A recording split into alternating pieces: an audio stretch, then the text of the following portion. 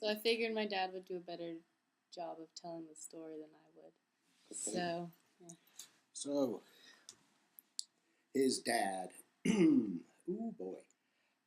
It was in January of '76, and I walked back all the way from East London to Notting Hill Gate. And on the way, I found a large sombrero, which I donned. And I have a photograph of me wearing it somewhere in amongst all of this.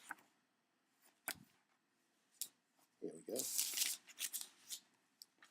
Here is me wearing my sombrero. If you can see it. It says, "Bill stickers will be prosecuted." Another photograph there. Anyway, I proceeded to spray a traffic light control box with my stencil that I happened to be carrying that said, "Street Lightning Gang rules easy, okay." At the point where I'd finished spraying and I had some red paint on my hand, the police car stopped with Sergeant Bootsy Snudge in it.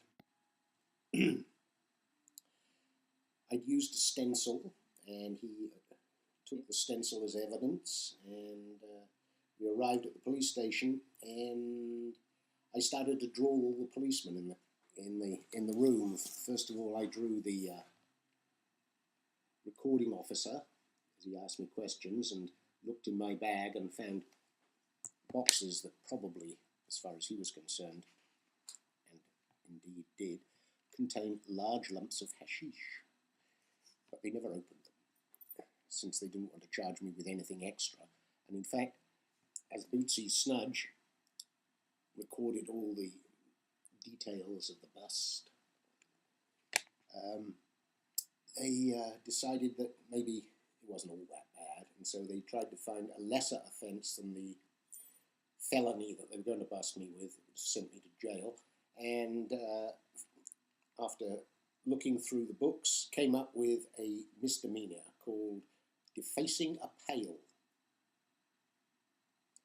and arranged that I would appear in court first thing on Monday morning, and so that Bootsy Snudge could get home to his happy home, which also meant that they let me go back to my dear beloved Lucinda Cowell in the old apartment that I used to live in. And Bootsy stayed the night in the jail so that he could wake up very early in the morning and be there on time, as arranged, for me to plead guilty. That was the arrangement. Plead guilty, and I got fined $55. And I asked the judge if I could have my stencil back, because I said it was an art object. And the idiot judge, who I have a drawing of someplace, there's Lucinda Cowell, who I went home to stay the night with, and there's the mean judge looking at me saying, "What do you have to say?" And I said, "I shouldn't do it. Can I have my stencil back? I won't do it again." And the idiot gave it to me. And that's the story of how I got busted using a stencil on a traffic light control box in January of 1976. I was one of the very first people to use a stencil, so I have just been told by the author of the book, Stencil Nation. He said the first stencils were used in the 30s using acid to etch things with, because they didn't have spray guns in those days. Well, not easily transportable ones. So while I wasn't the first, I was certainly an early stencil spray graffiti artist. That is my story. You do a We funny should face. be on TV.